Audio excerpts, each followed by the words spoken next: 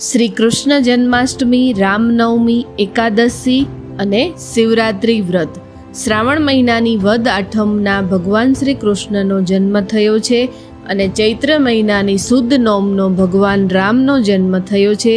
માટે આ બે તિથિ, એ સિવાય દરેક મહિનાની બે એકાદશી અને દરેક મહિનાની વદ તેરસ એ ખૂબ જ પવિત્ર તિથિઓ માનવામાં આવે છે, કેમ કે એકાદશી એ ભગવાન વિષ્ણુને પ્રિય છે અને દરેક મહિનાની વદ તેરસ એ શિવરાત્રિ માનવામાં આવે છે.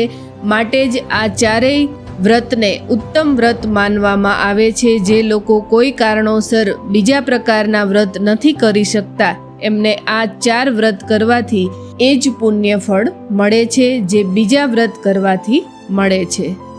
જય માતાજી.